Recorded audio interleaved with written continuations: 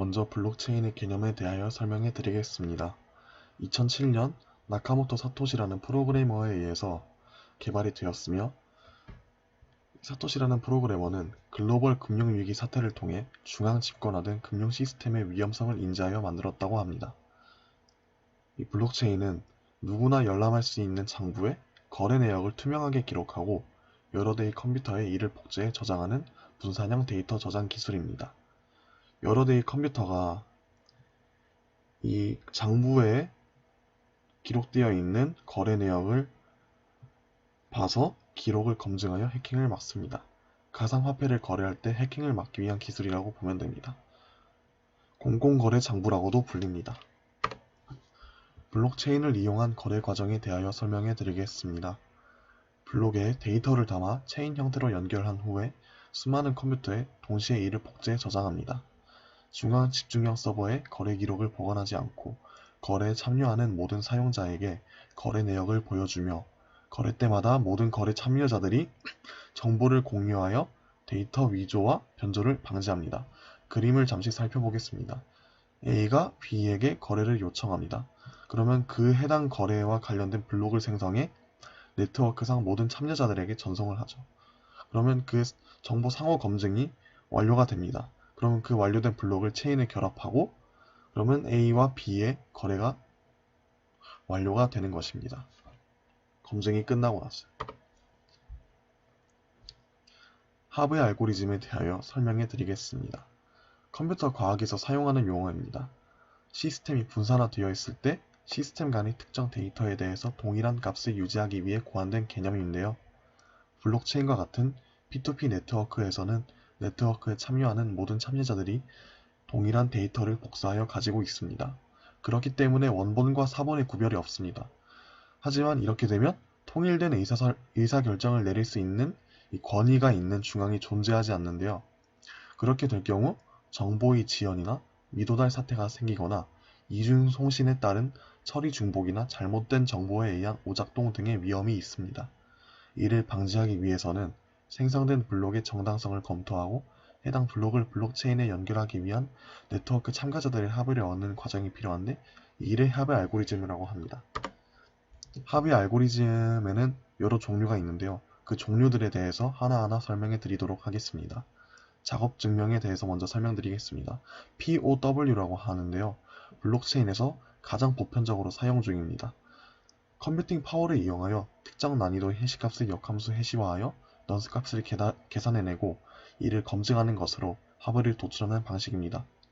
대표적으로 비트코인이 이 방식을 사용합니다.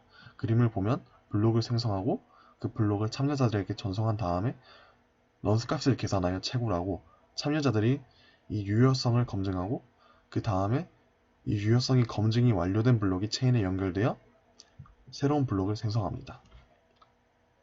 생성 프로세스. 그 다음 지분 증명에 대하여 설명해 드리겠습니다. POS라고 하며 작업 증명의 컴퓨팅 파워 낭비 문제를 해결하고자 개발된 합의 알고리즘입니다. 고성능 하드웨어가 필요하지 않고 각 노드가 보유한 지분을 기준으로 권한을 분배하여 합의를 도출하고 보상을 분배하는 알고리즘입니다. 대표적으로 네오와 이더리움이 이 지분 증명 방식을 사용하며 이더리움의 경우에는 작업 증명과 지분 증명 알고리즘을 하이브리드 형태로 사용합니다. 또 그림에 대하여 살펴보겠습니다. 1번은 이제 지분을 보유하죠. 이번엔 또 검증단 풀이 구성이 되고 3번은 블록을 생성합니다. 또 그 다음 무작위 또는 코인 나이에 따라서 선정된 검증단이 블록을 검증하고 5번 검증된 블록이 체인에 연결되고 6번 새로운 블록 생성 프로세스. 이 과정 마지막 5번, 6번은 아까 설명드린 작업 증명 방식과 비슷하죠. 똑같죠. 4번도 블록을 검증하는 것은 같습니다. 그 다음 위임 지분 증명에 대해서 설명해 드리겠습니다. DPoS라고 하며 특정 인원에게만 지분 증명을 할 수 있도록 권한을 위임하는 방식입니다. 참여자가 가진 지분에 비례하여 특정한 수의 대표 노드들의 선출에 참여할 수 있습니다. 이 투표 결과로 선출된 상위 노드에게 권한을 위임하여 일종의 대표자가 되도록 하는 방식인데요. 아까 말씀드린 지분 증명에 비해 노드 수가 적습니다. 그러면 높은 확장성을 가지는데요. 그렇게 되면 거래 속도가 빨라집니다. 하지만 상위 노드만 블록 생성에 참여하기 때문에 탈중앙화와는 조금 거리가 있습니다. 이 방식은 EOS가 사용합니다. 그 다음 PBFT에 대하여 설명해 드리겠습니다.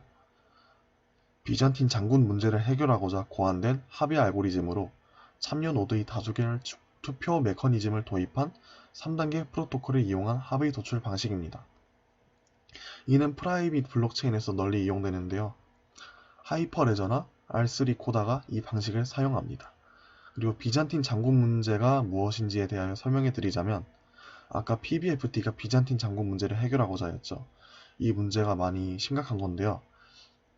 한쪽 방향으로만 정보가 전달되어 한 사람이라도 잘못된 정보를 제공할 경우 최종 정보는 오답이 되는 경우입니다. 제가 한 가지 게임으로 예를 들자면, 보통 예능에 많이 나오는 고요 속의 외침으로 예를 들 수 있겠는데요. 그 게임은 이제 4~5명의 사람이 귀를 막습니다. 아무 소리도 들리지 않도록, 들리기 힘들도록요. 그 다음에 정보를 제공하는 사람 한 명이 있습니다. 그럼 그 사람 한 명이 어떠한 사자성어에 대하여 알려주는데요. 귀가 막힌 사람들은 그 정보에 대해서 제대로 알지 못하고 듣지 못하여 정보를 파악하기 힘들죠. 근데 어찌저찌 2~3명이 제대로 정보를 전달하는데 그 다음 사람이 정보를 잘못 알거나 아니면 제대로 알았지만 의도적으로 정보를 조작하여 잘못된 정보를 전달하면 결국엔 최종적으로는 그 잘못된 정보가 전달되어 최종적으로는 오답이 되는 경우입니다. 이것이 비잔틴 장군 문제라고 하는 것인데요. 즉, 네트워크상에서 거래를 할 때 한 명이라도 배신하기로 마음먹어 데이터를 조작하면 데이터가 쉽게 위조 변조가 되는 것입니다. 만원짜리 거래도 순식간에 1억원짜리 거래로 데이터가 조작되어 거래될 수도 있는 것이죠. 다음 합의 알고리즘 종류의 POA와 RAFT에 대해서 설명해 드리겠습니다. POA는 신분에 기반한 합의 메커니즘으로 신원이 보장된 참여자들의 네트워크, 즉 프라이빗 블록체인에는 적합하지만 신뢰를 분산해야 하는 퍼블릭 블록체인에는 부적합합니다. RAFT는 PAXOS를 보완한 형태로 투표와 랜덤 타임아웃을 통한 리더 선출로 전차를 단순화한 방식입니다. 다음 블록체인 DID, 탈중앙화 신원 증명에 대해서 설명해 드리겠습니다. 개인정보를 사용자의 단말기, 스마트폰 같은 기기에 저장해두고 개인정보 인증 때 필요한 정보만 골라서 제출하도록 해주는 전자신원 증명 기술입니다. 데이터 주권, 이 소유권을 중앙기관 기업에서 개인에게 돌려준다는 의미가 있습니다. 우리가 지갑에 주민등록증을 보거나 하고 필요할 때 꺼내 나를 증명하듯이 사용자가 퍼블릭 블록체인에 연동된 디지털 월렛에 내 개인정보를 담아 필요할 때 개인 키를 입력하여 나를 증명하는 방식입니다. 그 다음 비트코인에 대해서 설명해 드리겠습니다. 앞서 블록체인 기술에 대해서 설명드릴 때도 나왔던 코인인데요. 가상화폐인데요. 이는 2009년 나카모토 사토시에 의해 개발된 가상화폐입니다. 나카모토 사토시는 아까 2007년에 블록체인을 개발했다고도 말씀드렸죠. 비트코인은 비트와 동전의 합성어입니다. 정부나 중앙은행, 금융회사의 개입 없이 온라인상에서 개인과 개인이 직접 돈을 주고받을 수 있도록 암호화되어 있습니다. 완전한 익명으로 거래되며 컴퓨터와 인터넷만 되면 누구나 계좌를 개설할 수도 있습니다. 하지만 이 때문에 범죄, 탈세 등에 악용되기도 합니다. 통화 공급량이 엄격히 제한되어 총 발행량은 2100만 개로 정해져 있습니다. 그리고 이 비트코인은 얻는 방법이 2가지가 있습니다.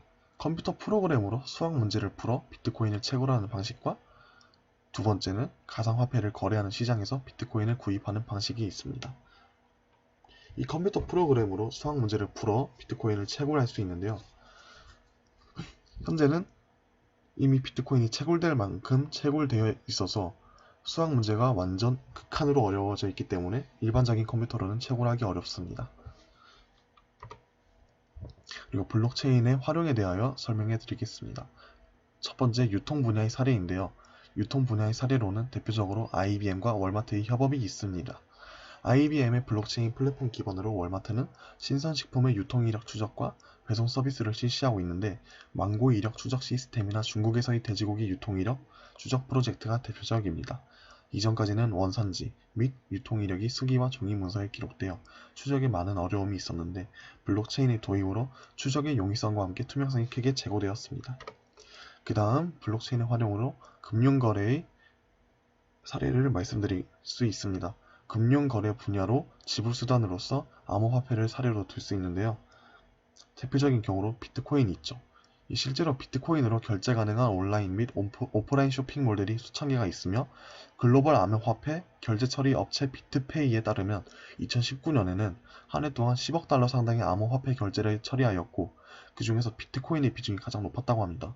또한 최근 테슬라의 CEO인 일론 머스크도 도지코인, 비트코인 등 가상화폐에 관심을 가지기 시작하였죠.